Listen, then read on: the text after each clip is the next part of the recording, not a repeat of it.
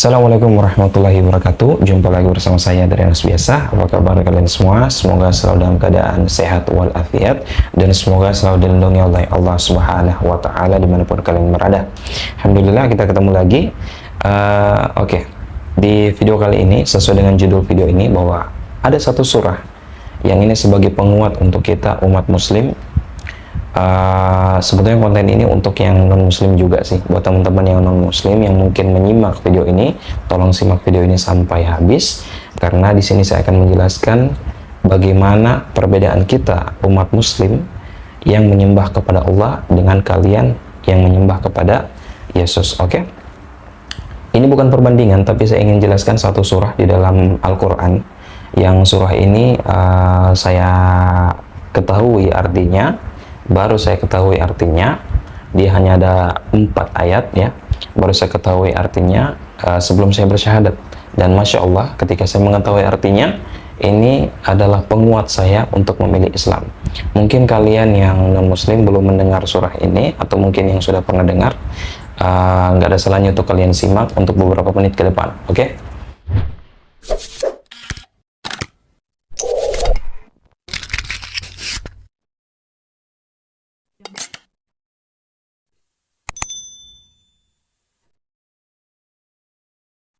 Yang pertama, bukan yang pertama sih, nama suratnya. Nama surahnya itu surah Al-Ikhlas.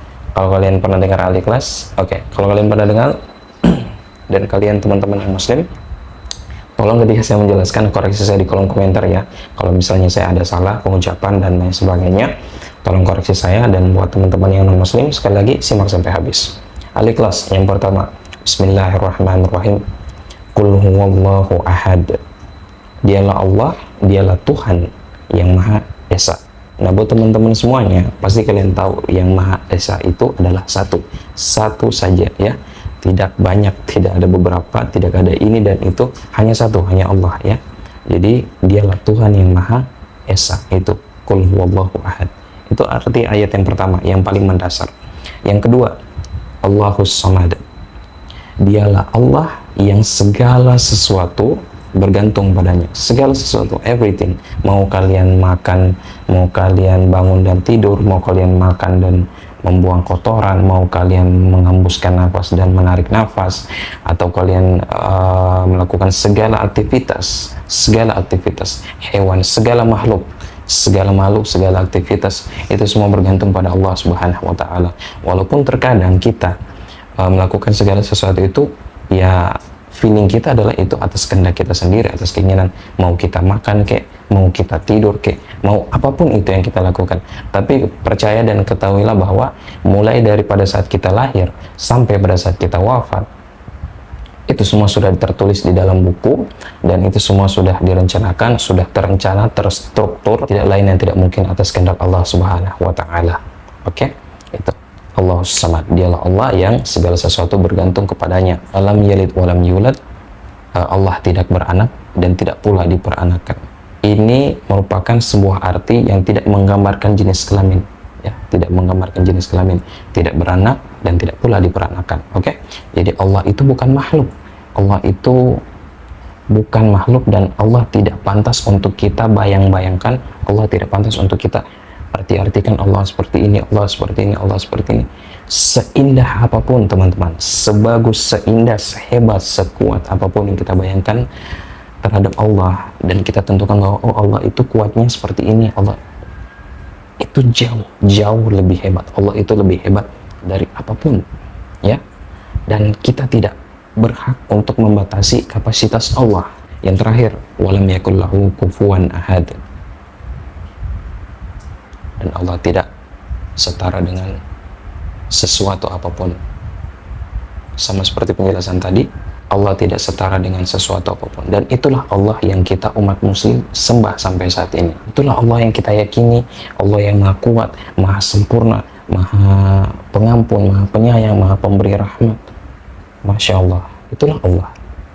Itulah Allah yang kita yakini sebagai umat muslim. Dan buat kalian yang non muslim, sekali lagi saya katakan, inilah surah yang mendasari kita untuk menyembah kepada Allah ya. Ini surah yang mendasari saya untuk menyembah kepada Allah, untuk memilih Islam sebagai seorang manusia yang punya rasa ketidakpuasan, tentu pada normalnya kita ya, ketika kita memilih buah, kita akan memilih yang terbaik. Ada buah yang mungkin rasanya bentuknya bagus, manis, tapi pasti kita akan mencari yang lebih manis lagi, yang lebih enak lagi, dan itu bentuk ketidakpuasan manusia, dan manusia memang seperti itu, manusiawi, tidak puas. Tapi ketika kita mentok di Islam, kita mentok di ayat ini, dan gak ada agama lain setelah Islam, saya pribadi mengatakan bahwa Islam itu jelas, Islam itu sangat detail, apapun segala sesuatu sudah dibahas dan sudah terstruktur oleh Islam itu sendiri, baik dari hadis-hadisnya, dari sunnah, dari Al-Quran dan hadis yang sahih. Itu semua sudah terstruktur, sudah terarah, teman-teman. Sisa mengaplikasikan saja. Jadi kita masuk Islam ini sisa aplikasikan saja, teman-teman. Nggak repot lagi mau buat aturan sendiri, mau buat bagaimana nyamannya kita berdasarkan keinginan sendiri. Enggak. Itu sudah terstruktur, dan Masya Allah Islam sangat memudahkan kita.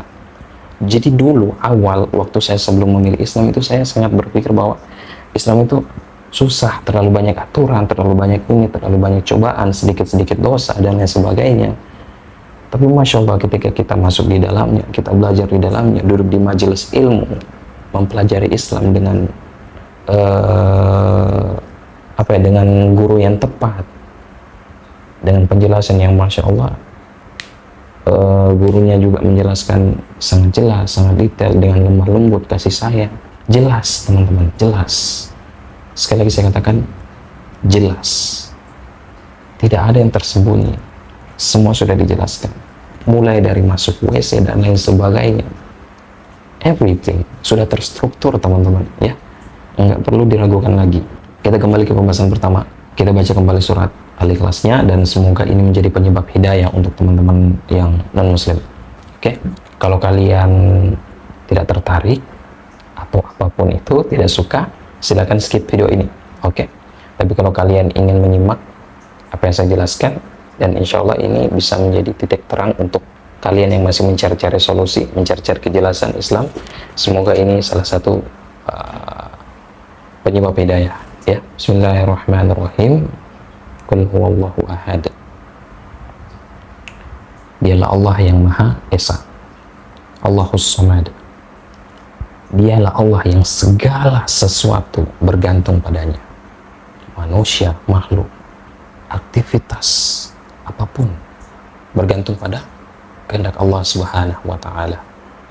Allahus Samad, lam yalid walam yulad, ya. Allah tidak beranak dan tidak pula diperanakan. Ini menjadi penyebab bedanya Allah dengan makhluk, ya. Dan diterangkan lagi kepada ayat yang terakhir, yang keempat, walam yakullahu kufuwan ahad. Allah tidak setara dengan sesuatu apapun.